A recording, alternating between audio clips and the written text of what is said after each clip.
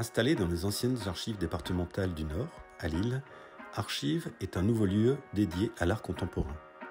Sa première exposition est consacrée à Elvis Pompilio, chapelier belge à la notoriété internationale.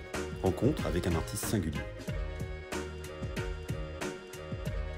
J'étais bon en sculpture, donc j'ai fait des sculptures, mes formes en bois. Et rapidement, j'ai commencé à faire des chapeaux pour moi. Et puis, j'ai commencé à en faire pour des amis, puis pour un petit défilé. Puis ça a augmenté, la demande a augmenté parce que les chapeaux étaient beaucoup plus modernes que ce qu'on trouvait à l'époque. Et en fait, j'avais enlevé toutes les armatures, tout le côté rigide du chapeau, tout le côté rétro. J'en ai fait quelque chose de moderne, de transformable, de modulable, qu'on pouvait porter du matin au soir. Pour le matin, on pouvait le porter d'une certaine façon, le soir d'une autre façon en le transformant un peu. Et c'est ce qui a fait un peu mon succès et ma passion pour le chapeau, parce que du coup, c'est devenu quelque chose qui était entre l'art et la mode finalement. Comme je ne voulais pas faire de la mode, parce que dans la mode déjà, tout existait, tout ce que j'aimais existait. Il y avait Jean-Paul Gaultier, il y avait les Six d'Anvers, Anne de Melmester, Martin Margiela, etc. Donc tout ça existait déjà, mais le chapeau, il n'y avait personne qui faisait de beaux chapeaux qui correspondaient à cette époque. J'ai toujours travaillé de cette façon, donc je fais des collections de chapeaux, il y a vraiment beaucoup de choix.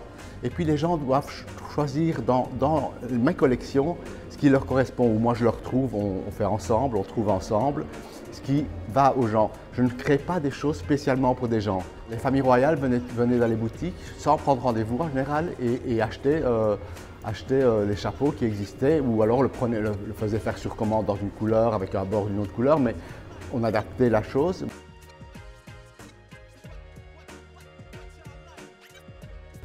En fait, j'observe beaucoup. Je ne vais pas puiser dans les archives anciennes ou les époques anciennes ou dans le folklore. J'observe beaucoup ce qui se passe. J'écoute beaucoup de musique. Je suis inspiré par tout ce que j'aime, les objets, les jouets, le cinéma, les films, les gens. Tout m'inspire en fait. Je peux voir aussi l'art contemporain m'inspire beaucoup aussi.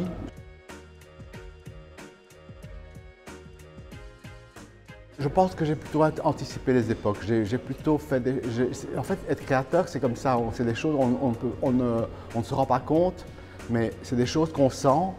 Et puis parfois, on va à contre-courant. Quand on a vu trop de grands chapeaux, on a plus envie de faire des petites choses. On a plus envie de secouer un peu ce mouvement qui est trop pesant et qui est toujours pareil. Et donc, finalement, on a envie de changer les choses. Et ce qui lance des tendances, un créateur doit lancer des tendances. Et moi, j'ai toujours fait ce que j'avais envie. Je n'ai jamais suivi des tendances ou des couleurs. J'ai toujours fait par rapport à mon instinct.